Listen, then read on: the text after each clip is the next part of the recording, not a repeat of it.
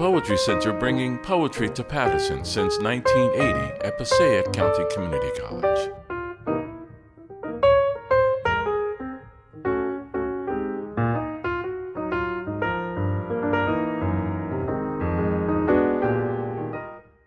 Anyway, our first reader today, and one of the co-winners of the Paterson Poetry Book Prize, is Joshua Bennett. And he's a professor of literature and distinguished chair of humanities at Massachusetts Institute of Technology. He's the author of 5 books of poetry, criticism, and narrative nonfiction. Spoken Word, A Cultural History from Nantes in 2023. The Study of Human Life, Penguin 2022, which won the Paterson Poetry Prize and was longlisted for the Griffin International Poetry Prize, and is currently being adapted for television in collaboration with Warner Brothers. Pretty good job. Pretty damn good. Ode from Penguin 2020, a finalist for the New England Book Award, being property once myself, Harvard University Press 2020, winner of the MLA's William Sanders Scarborough Prize, and the Sobbing School, Penguin 2016, winner of the National Poetry Series and finalist for an NAACP Image Award. He is the founding editor of Minor Notes, a Penguin classic book series dedicated to minor poets within the Black expressive tradition. He lives in Massachusetts with his family. Let's welcome Joshua Bennett.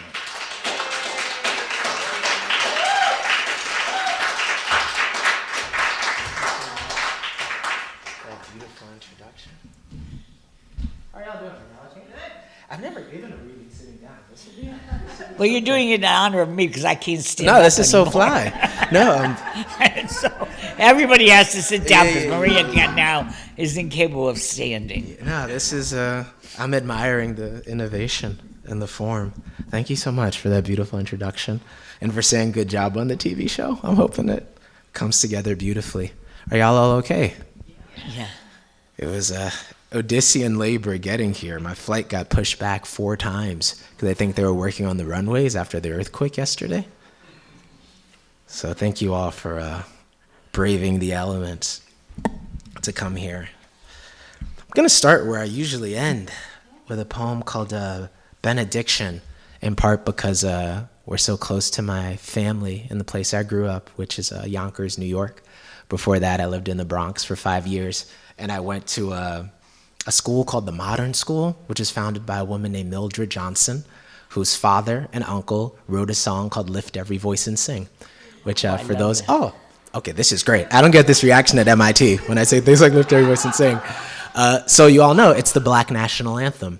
And so until I was 5 or 6 years old, I'd never heard of the Star Spangled Banner. I'd never sang it because we sang Lift Every Voice and Sing together every day. So that's... How wonderful. Yeah, it was kind of fun. It was pretty sweet. And we, performed plays in French. And our teachers were incredible. And they had names like Miss Cherry, whose name reminds you of a cherry tree. And her skin was kind of the color of a cherry wood. And she was kind of mean to me, but she did love us, though, so this is a book written in love, and thank you all for the love you've shown it. This is Benediction. God bless the lightning bolt in my little brother's hair. God bless our neighborhood barber, the patience it takes to make a man you've just met beautiful. God bless every beautiful thing called monstrous since the dawn of a colonizer's time. God bless the arms of the mother on the crosstown bus. The sterling silver cross at the crux of her collarbone, its shine barely visible beneath her nightshade navy New York Yankees hoodie. God bless the baby boy kept precious in her embrace. His wail turning my entire row into an opera house. God bless the vulnerable ones. how they call us toward love and its infinite, unthinkable cost. God bless the floss, the flash, the brash and bare-knuckle brawl of the South Bronx girls who raised my mother to grease knuckles, cut eyes, get fly as any fugitive dream on the lam, on the run from the law, as any and all of us are who dare to wake and walk in this skin. And you best believe God bless this skin, the shimmer and slick of it, the wherewithal to bear the rage of brothers, sisters slain and still function each morning, still sit at a desk, send an email, take an order, dream a world, some heaven big enough for black life to flourish, to grow. God bless the no. My story is not for sale. The no, this body belongs to me and the earth alone. The sea, the thing about souls is they by definition cannot be owned. God bless the beloved flesh our refusal calls home. God bless the unkillable interior. Bless the uprising. Bless the rebellion. Bless the overflow. God bless everything that survives the fire. All right. Thank y'all. Amazing. So I started with family, and I'm going to stay there. So this is a sonnet from my best friend, Devin, who's been my best friend ever since our first day at Rye Country Day School in 2005, where I saw this, other black boy, one of the only ones in our sea of students, who had on a brown flight jacket and was just seen very chill. We've been best friends ever since then. And part of what that means is every birthday he calls me and says, "Happy birthday, Al Roker." Does everyone know who Al Roker is? Fantastic. We're 2 for 2. Al Roker and I share a birthday. And I love that. I love that he still does it. I'm 35 now, so it's this 20-year tradition I have with my best friend, who is also a killer small forward, man. I remember this one game he dropped 25 on Hamden Hall on pretty strong efficiency. And being his best friend, I think, helped me appreciate basketball in a whole new way. I'd grown up on Jordan's Bulls, and also those Knicks teams with John Starks in the 90s. But being up close, being around friends who were hoopers, it taught me something about the other forms of poetry that exceed the page and go where language cannot. So this is for him, but also for my grandma, who was the greatest, Charlotte Elizabeth Ballard. May she rest. Happy birthday, Al Roker. It's how every August 20th call opens between me and Devin for a decade. Shifting only once we are old enough for mortgages, knee pain, the same blue joke about being here at all.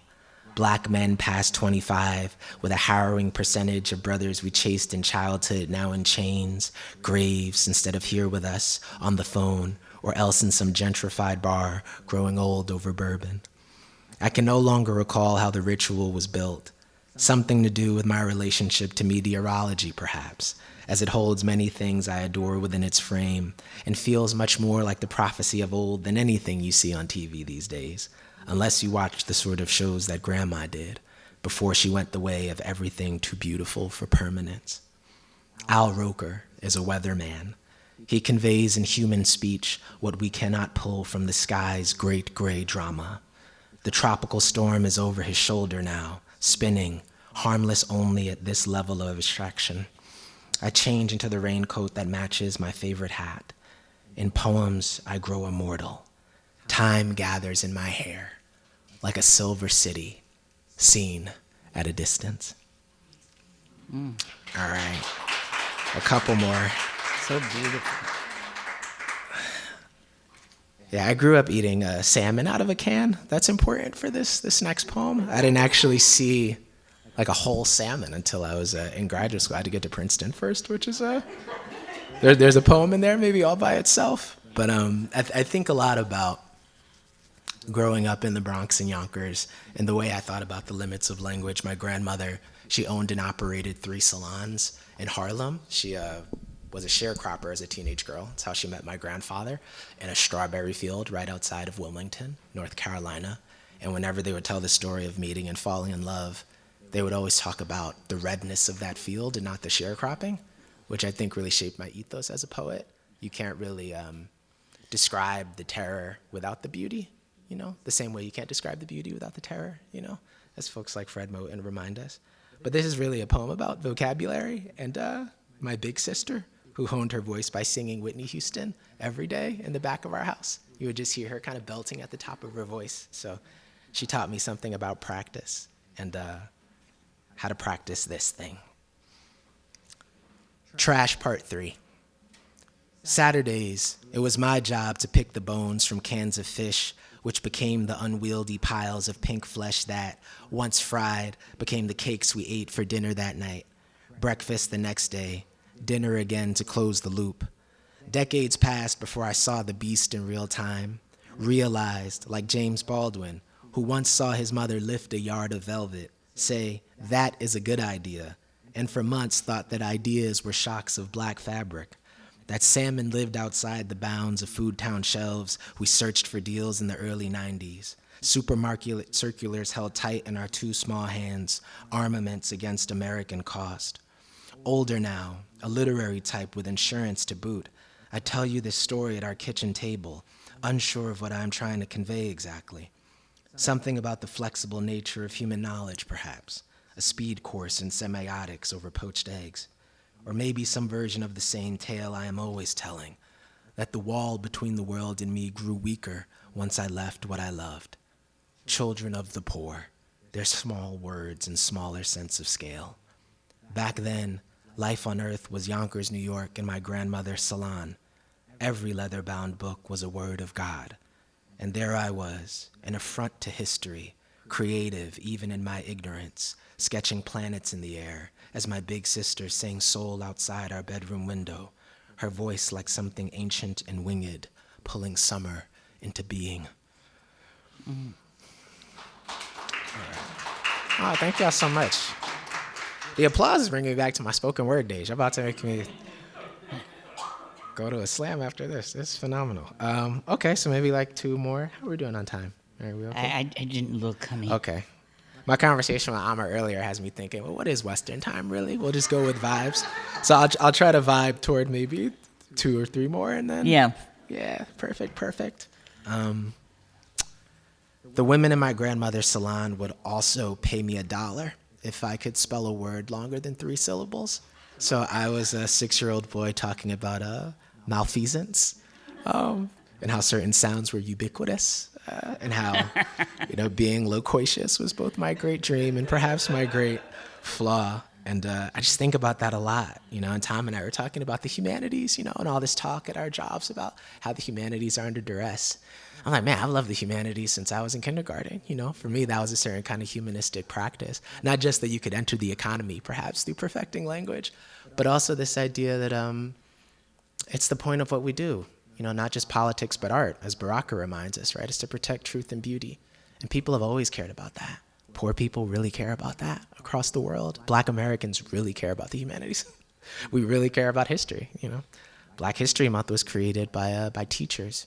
Carter G. Woodson came up with Negro History Week, but it was Black teachers all across this country that passed that holiday, amongst themselves and helped create this celebration. So this is a poem about apples that's kind of inspired about that, but is mostly also about another historian I met on the internet named John. He's an apple historian in Maine who saw this poem in the New Yorker and wrote me a DM, and he said, man, I love that apple poem. If you and your wife and son are ever hungry, you can always come to Maine and get fed. And I thought that was really beautiful. I also didn't know apple history was its own kind of discrete sub-discipline, but I'm really glad that exists. This is Dad Poem X. You can't have apples with everything, we say to our son over breakfast, but that's not technically true. He knows this, I suspect, though his face reflects a certain understanding, as if he's willing to negotiate. Before we moved here, I knew so little of apples, their untamed array of shapes and names, ginger gold, honey crisp, crispin, Cortland, cameo, both Rome and Empire somehow, which feels like it must be an inside joke between members of the committee. Fuji, wine sap, ruby frost, which could be either a miracle or a plague. I can't decide which. Paula Red is a Soviet secret agent. Envy is a deadly sin. Holstein and Ambrosia have skin like a storm on a televised map. On the ride upstate to the orchard, I recount all the types to myself in a private game. Select my prize in advance. Bags filled with liberty and jazz will be my aims, like any good American. 2 months earlier, it's not yet my birthday. I'm in an office in Brighton, The doctor has never seen a case quite like mine. During the test, I make every task a language game, even the ones with semicircles and blocks. This part of my mind is hypercharged, he says, like a quasar or loving dispute. That morning, I cut a Brayburn into eighths and cast the pieces into a small blue bowl, a handful of rowboats swaying. At the orchard, we are stars set loose across the mind of a boy in a field on his back, dreaming with both eyes open. We run for hours. We gather enough apples to sate ourselves for weeks on nothing but their cold red wealth. What marvels!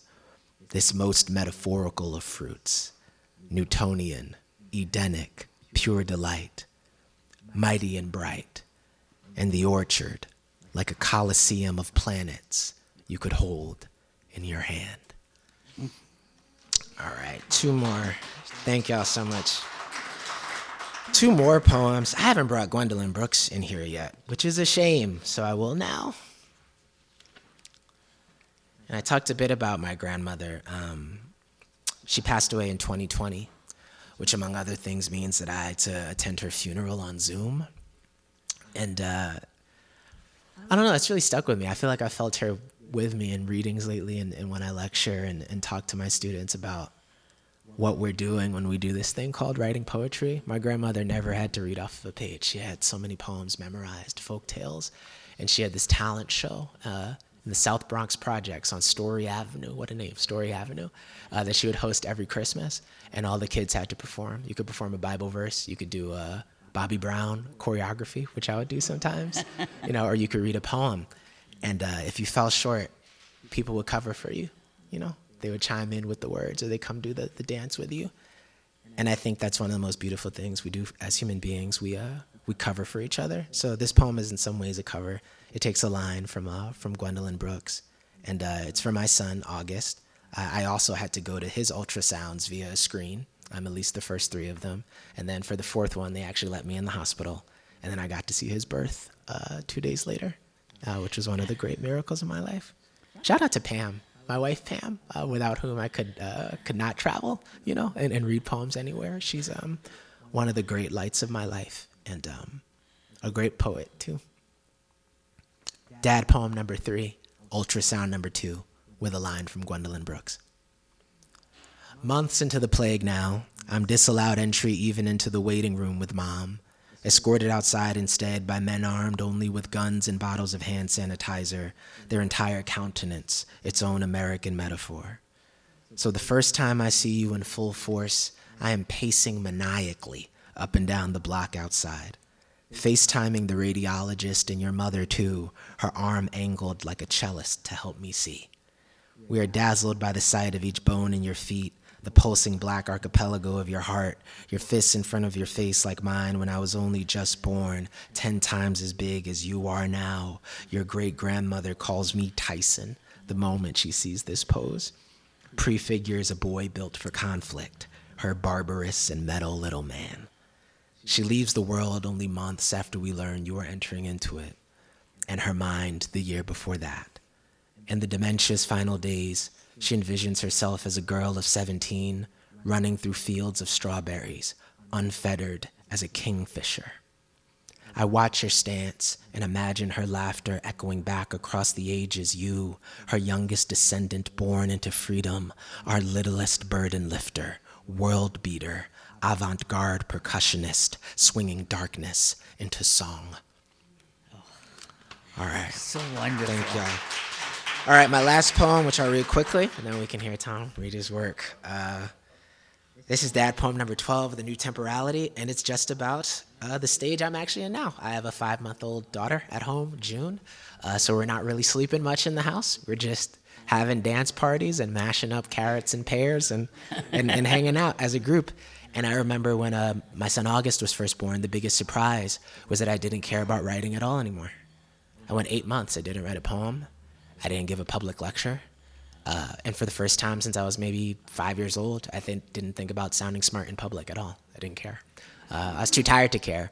But I also I had this, this organism, this human being who I had to take care of, and I turned into Spider-Man somehow. Like if he started rolling off the couch, I could jump across the room and catch him. I was just in my body in this totally new way. And so this is a poem for him and the parents and the children that we all were. As June Jordan reminds us, the child is the universal position. Anyone alive either is a child or was one. And I think poetry in many ways is one of the few opportunities as a society we give people to return to childlike imagination and find something beautiful. So this is Dad poem number 12. No poems, not even one, since the minute you were born. Now I live the thing that was the writing, more intensely, alongside you each day. Hours blur and are measured only in feedings, naps just quick enough to not subtract from your later dreaming. Mom and I divide the night into shifts, dance through the fog of sleep deficits doctors say we won't feel the weight of until wintertime. So what? Our home glows like a field of rushes, moonlight ensnared in their flaxen heads. Most early mornings with you are mine. We play the elevator game and improvise lyrics rhyming August with raucous, florist, flawless. As I write this, you rest in a graphite gray carrier on my chest, your thinking adorned with language that obeys no order my calcified mind can express. Tomorrow, I will do the thing where I make my voice sound like a trombone, and I hope you like it as much as you did today. There is no sorrow I can easily recall. I have consecrated my life. I mean, inheritance is a powerful thing, right? It comes with sometimes with grief and sometimes with new opportunity, to make your own way. The poets on the stage today, some I'd read, for a while, and some I'd never read before. So today was a beautiful moment of encounter and surprise and a gaining of new inheritances, I guess. Like, I have a bunch of new books to read now and people I can hopefully invite to my classroom. And I'm just incredibly thankful. Gwendolyn Brooks' name came up a bunch on that stage. Brooks is a poet I've known since I was a 5 or 6 year old boy, memorizing We Real Cool, and reciting it in churches and schools and these different communal spaces. So I'm super thankful. One more quick thing. It's great to be here in Paterson. My children, they're both Afro-Latino. My son and daughter, they're Puerto Rican. And William Carlos Williams is one of those Puerto Rican poets that I found when I was trying to figure out how to give, something from that part of the poetic tradition to them. So it's great to see it all happen this way. And I appreciate you all for making space.